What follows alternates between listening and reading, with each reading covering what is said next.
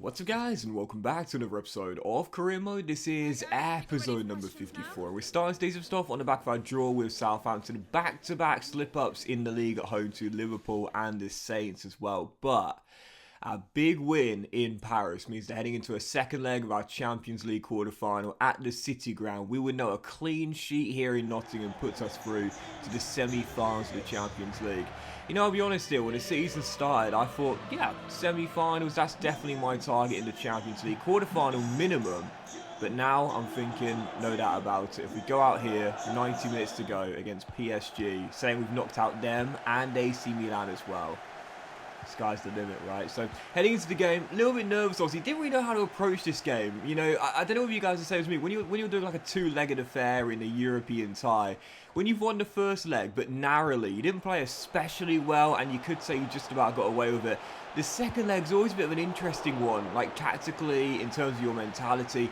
How do you approach it? Do you go at them, try and extend a lead? Do you try and conserve it? Do you try and burn as much clock as possible, even in the early stages? Like, what's the game plan, really? And 10 minutes in, there have been two golden chances for both teams. First, Gigi with a great save, and then that shot there going just over the bar. So, still 0-0, half an hour in. And again, I didn't really have a game plan for this one. I'll be honest here. I was sort of just feeling it out as it went on. But 33 minutes in, as we pass our way forward here, Diaby finds Curtis Jones, who scored the game winner in the first leg, rolls through Taiwo, who finds a bit of space, and my goodness gracious me, this guy is absolutely unbelievable in European competitions. Won the Europa League Golden Boot last year despite missing out in the final through injury.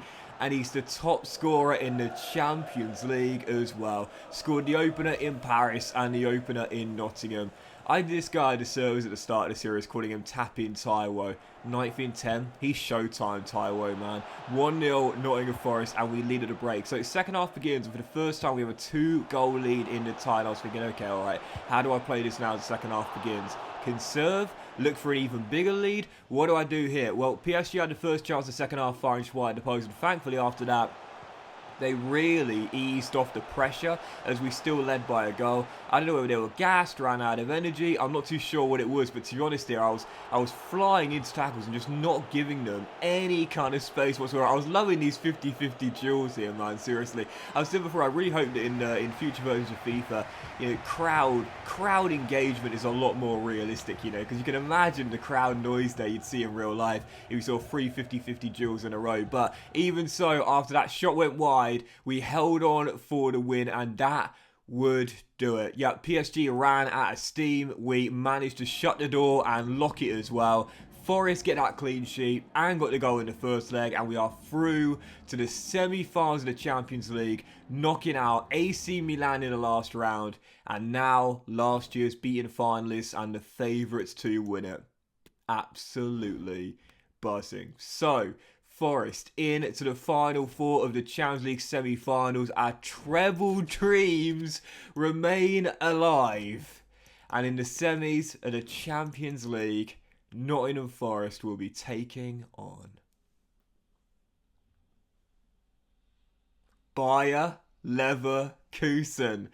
But before you sit there and think, banker, no, it's an all-Italian finals all-Italian semi-final. The other ties, Inter take on AS Roma. Of course, don't forget, we faced Inter in that Europa League final last season and obviously won it in dramatic fashion on the penalty shooter after Donny van der Beek rescued us, of course. But Bayer Leverkusen have actually got a sick team, man. You'll see it in the very next episode. It's a really good team. It's a 5-star team. We, of course, signed Diaby from them and also William last season as well. But they've got a sick team, man. They've got a really sick team. 5-star team. And obviously we know under Xabi Alonso this year, they're struggling. Well, he took over in October. But obviously they're struggling a little bit by Leverkusen this season in the Bundesliga. But in the save, no such problems whatsoever. It's an amazing team. So that is going to be a really tough tie. We had to bow back and show resilience resilience against AC Milan. We had to show defensive stability against PSG. We'll need both of those things against Xabi Alonso's Bayer Leverkusen. That is nowhere near the banker you would think it would be, and you'll see why in the next episode. So, following game, back to matters in the league. Back-to-back draws in a row, and our 8-point lead at the top has been cut to 4 by the Red Devils. Starting to slip up now as we chase that first Premier League title. Heading into the game, Newcastle away. Lovro, who scored the first goal of the game, absolute beauty from range. Obviously, signed him from Newcastle in the summer, gives us the lead, but Newcastle would battle back and level it soon afterwards. 4 minutes after the restart, facing the prospect of 3 straight draws, and the Red Devils then cutting the gap to, I believe, 2 points. Well, needed to get ourselves back in front, win this game, and return to winning ways domestically. Can always rely on these two this season. Curtis Jones scores our goal to get back in front from close range. And one of the goals of the season from you know who. Jones with a through ball, and the shocker every single time we face Newcastle or Brentford, he gets a goal. He waited long enough, but he gets the dagger with an absolutely glorious chip.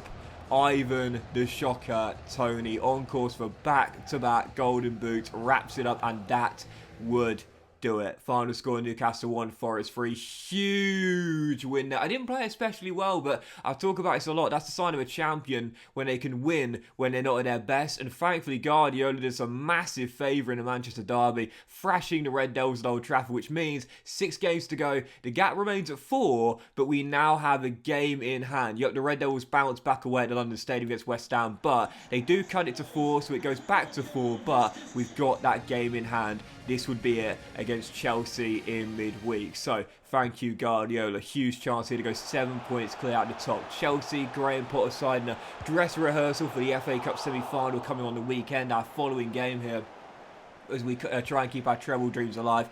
We know now that if we win 5 of our 6 games left in the Premier League, is it 5 of our 6 or 4 of 5? I've already forgotten how many games we've got now. The games go so quickly in April, don't they? But even so, we know if we win all of our games and can avoid a slip up in one, we will be Premier League champions. The treble definitely on. The Premier League ours to lose. FA Cup semi-final on the weekend. Heading into this game midweek, though, I didn't rest all my players. Absolutely not. I am not letting the Red Devils back in this title race. I'm getting this Premier League in the cabinet come the end of the season. I'm not letting it slip from here. Taking on the Blues. We did take the lead through Ivan Toney. Another for the shocker. Back-to-back goals for our number 23 in this save. Chelsea, golden chance to get back on level terms so soon afterwards, though. That shot dropping just wide the post after a crucial little block there, as we're still leading by 1. And as we pass our way out from the back, Matty Cash receives it down this right-hand side, rolls it through to Ali Musrati. Toney asking for it. Lovely Fred through ball. He's on. It's Ivan. This guy is just so clinical. You would have seen at the far post, Brennan Johnson was getting into the area, waiting for the cutback. And you know I score an awful lot of cutbacks these days, just because the AI is so much harder to beat on Ultimate. I never had to resort to this, but now I've got to. And that shows how difficult the game has become for me now. But I don't need a cutback when Toney's running through 1-on-1. Nope, you knew he was going to take it on himself, and he does. Drills it past Mendy. Forest lead by 2. To be fair though, just like in the games in James Park, I didn't play especially well. Actually, I thought Chelsea were the better team in this game. Henderson made a couple of really big saves early on into the second half, so we were still leading by 2. And as the clock ticked over to stoppage time, up by those 2 goals, a chance to see the game out here and add a third. Goal difference at this point probably isn't going to matter, because we've got so many goals more than Manchester United this season, but it's always nice to win big, isn't it? Yep, Dominic Solanke off the bench for Toney at half-time. Big decision to give Toney the rest time ahead of the FA Cup semi-final. In the end, I didn't need him for the second half. Yet Dominic Solanke comes off the bench, second Premier League goal as he wraps it up. Perfect motivation ahead of that FA Cup semi-final at Wembley. The dress rehearsal could not have gone better. 3-0 Nottingham Forest. Back-to-back wins in the Premier League. Thank God for that. We are back on track after a really disappointing couple of slip-ups at home to Southampton and Liverpool. And because of that win there, it now means we take a 7-point gap on Manchester United. Meaning, in our final games, we can lose 2 of them and still end up being champions if we win the other 3. Yep, 5 games to go, 7-point gap, far superior goals record, no doubt about it now. Chasing that treble, Champions League semi-final to come against Bayer Leverkusen in the next episode, and we know we have got 1 trophy almost in the cabinet. But that will end this episode of Career Mode, guys. Big thank you for watching. Hope you have enjoyed. If you have, please drop a like. Most of you all have a fantastic day, and I'll see you for the next episode, the biggest of the save. Don't miss it. FA Cup semi-final and the first leg of our Champions League semi against Bayer Leverkusen. Don't miss that as well. You'll see their team. It's sick, and I'll see you for it very soon.